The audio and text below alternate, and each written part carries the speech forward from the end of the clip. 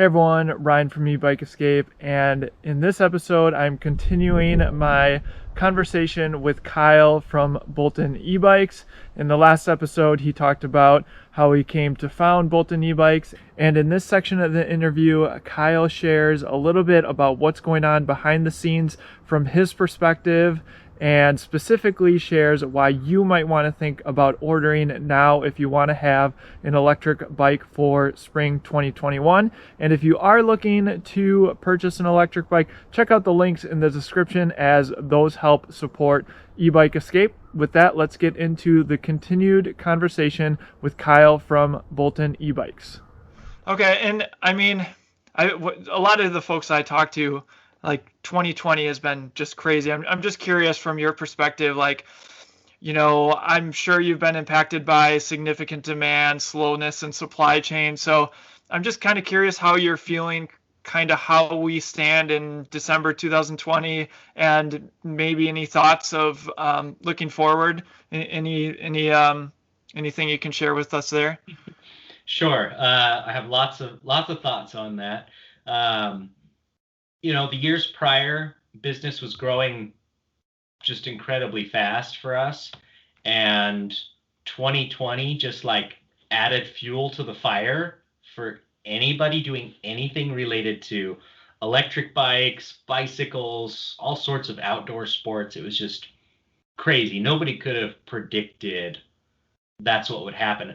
I remember earlier this year when everything first started, things started to shut down a little bit, and basically just being like, okay, I need to be prepared and play it safe. Like, what if we're shut down, business wise for the next 3 months, just kind of worst case scenario.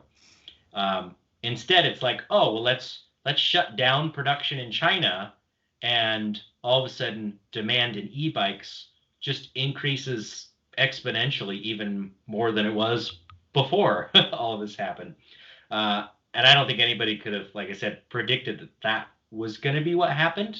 But who knew? When you're trapped inside, all you want to do is go outside. Yeah. Or trapped at home, you just want to get out of the house. And the e-bike industry really has just, like I said, I think it just kind of added fuel to the fire. I think the number of e-bikes that we expected to sell by, 2025, in 5 years, and it'd be a nice slow ramp up, and production would slowly ramp up over the next 5 years. It's all of a sudden like it just hit now, and it's like the demand is here today for electric bikes. The problem is, as many people are well aware, if they've been looking at e-bikes or trying to buy an e-bike, is the factories and components, they are not prepared for that kind of impact to the market. So bikes are sold out, components are sold out. And I've been pretty open about sharing this stuff on my podcast and everything, because I don't want people to be surprised when, a lead time on a bike is 6 months out. Right. I want them to know well ahead of time that that's a possibility. And as an example, I was talking to somebody from overseas the other day, and a very popular component company, Wuxing.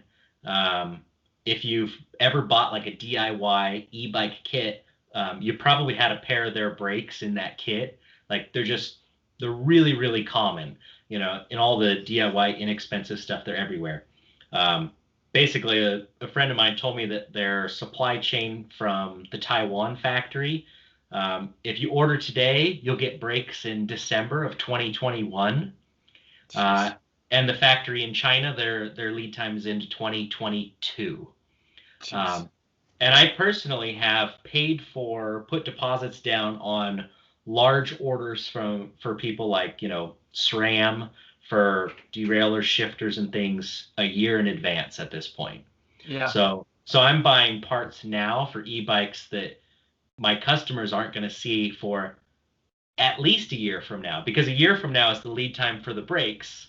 That means we still have to take those brakes, put them on a bike with the rest of the components, and then ship it from China, get it to the US, and then get it to customers. So that's just, to me, is completely insane that we're having to plan that far ahead. And that, as you can imagine, is not easy to do. Yeah. And I mean, you go to your website, anyone's website, and you see shipping not till March. I mean, Yeah. that's a reality. So if you're excited about getting on an e-bike come spring, you better look to make sure that the company either expects to get new models, or if they are already saying that it's not going to be here till March, you should definitely order, because you might go, 2021 without an electric bike. That is very wise advice. And Yeah. that's basically what you just said is what I've been telling people as well. That if you want a bike for spring, either find something that's in stock now, if you happen to find something that you want that's in stock, or find something that's going to be coming in spring and order it now. Because if you wait till spring, because I've been selling e-bikes and parts for about 5 years, I can definitely say there's a seasonality to it. Yeah. Things start to slow down in the wintertime, from my experience, a little bit. And then springtime, things kind of go crazy. So if bikes are already being sold out for springtime now, in spring there will be nothing left. It's there's going to be no e-bikes unless some suppliers manage to make some really big volumes and get the right pieces. But even getting the pieces right now has been rather tough because, like I said, we're having to plan way far in advance. So if you want a bike for next year, the sooner you buy it, the better your chance you have of getting one at all. Yeah, for sure.